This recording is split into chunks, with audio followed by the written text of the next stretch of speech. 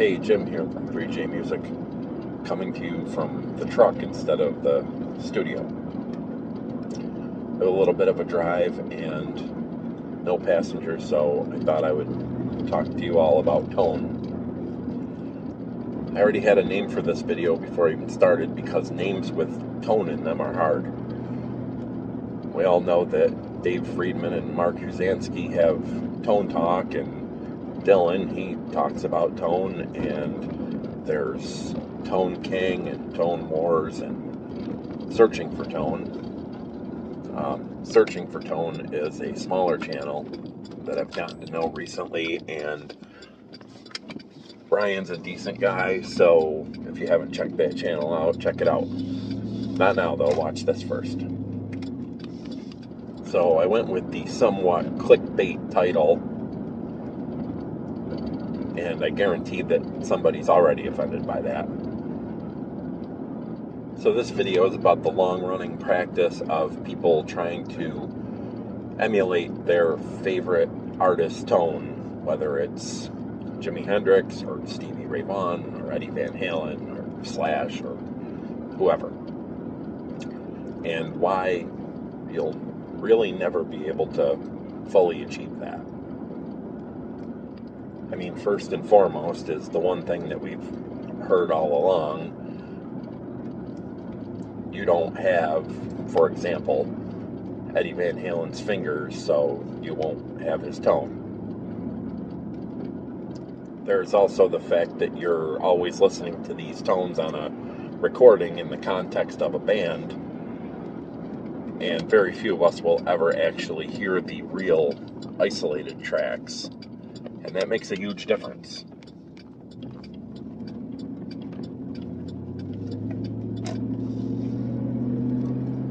The layering and what microphones they used and what studio tricks they used, all that stuff is a factor. Every piece of gear in its own way is one of a kind. That's somewhat true, I believe, with modern gear, but especially true with the yesteryear's guitars and amps that we're talking about in most of these cases. I mean, if you take Eddie, for example, he was notorious for constantly modifying his guitars, the older ones. And if he was still around today, probably couldn't even necessarily tell you what was going on with those guitars at a particular time. So buying the new EVH Frankenstrat isn't going to get you those tones from, Van Halen 1 or Van Halen 2 or so on. But we'll touch on signature gear later. And if you're talking about Slash tone, I would imagine that most of us in our minds go right to Appetite for Destruction, and Slash used a knockoff Les Paul and a modified Marshall for those recordings, not to mention that he and Izzy Stradlin played vastly different parts on a lot of those songs.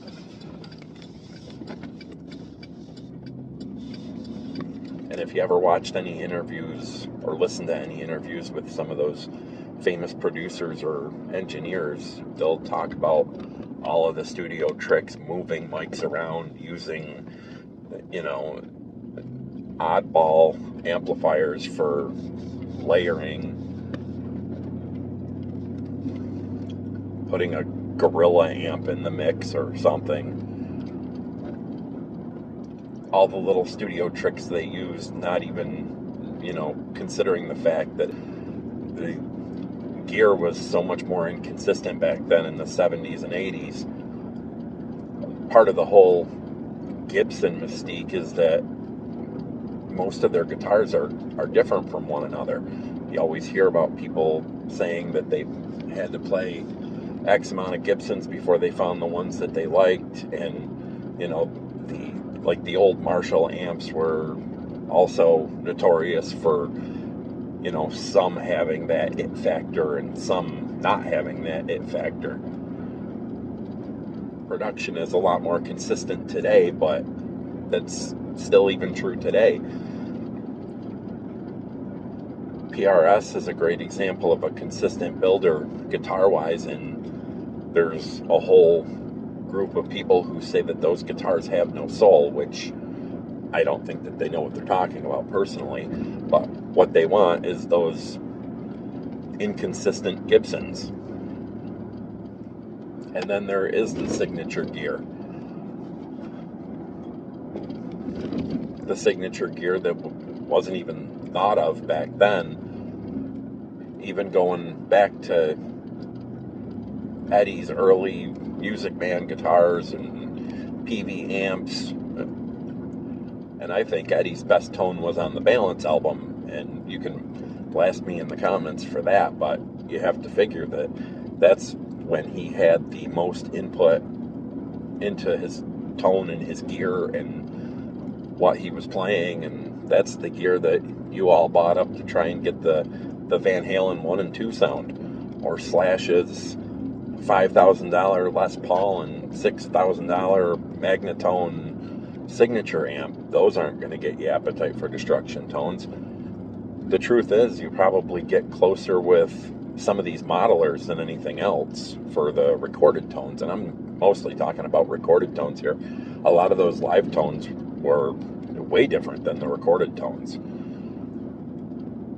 I'm sure some of these modelers would get you closer than anything.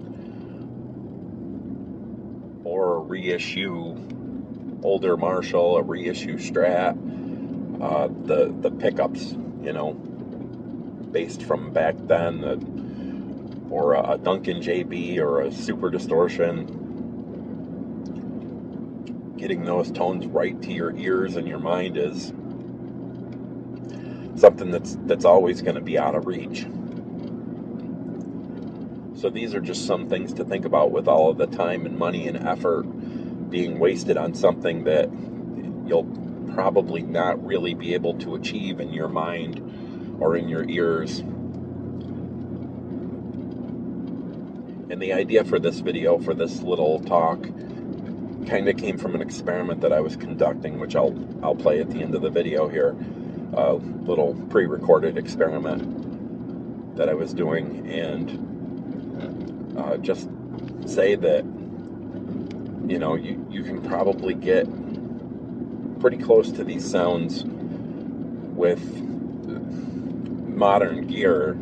You might just have to lower your expectations a little bit and be happy with just being almost there. So be happy with all the amazing options that we have out there right now. We are living in the golden age of gear after all. And when it comes to the guitar, just play the damn thing. So that's all I have for now, and I'll leave you with this little experiment about modern gear and how consistent it is or isn't. So thanks for watching, and I hope you subscribe. And if you like this kind of video, I have to do a lot of driving, kind of long drives back and forth to my job. So if you like this kind of thing, let me know. Let me know what you think, and maybe we can do some more of these. So yeah, again, thanks for watching, and subscribe and check out this little experiment.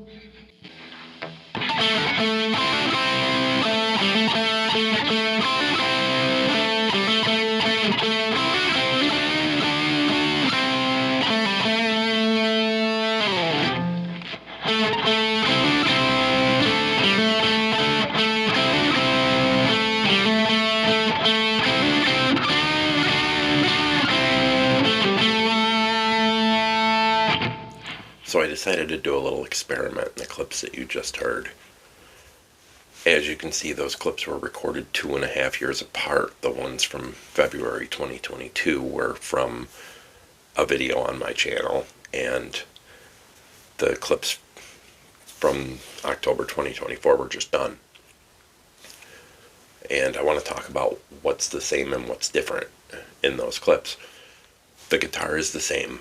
PRS Wood Library McCarty, 5815 pickups, no changes in the last 2.5 years unless you count the volume and tone knobs. The knobs, not the pots. The Line 6 wireless is the same as was used in the original video. Even the cables are the same. The settings on the Boss SD1, exactly the same. The settings on the Marshall Studio Classic, exactly the same. Going into the same 2 notes Captor 8, running to the same 2 notes Cab M, using the exact same Friedman G12 Dyna IR, same settings. Going into the same interface, into the same laptop,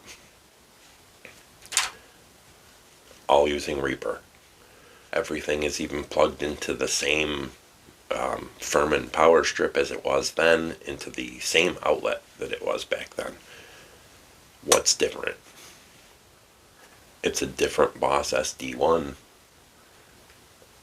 It's not older or Wazacraft or anything like that. It's just the SD1 in the original video I bought new in 2021.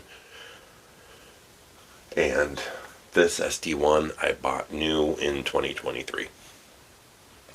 And it's a different Marshall head. It's the same, it's Studio Classic, but it's a stock Marshall Studio Classic that I bought last year to replace the stock Marshall Studio Classic that I sold a couple of years prior. Could you hear the difference? Let me know in the comments.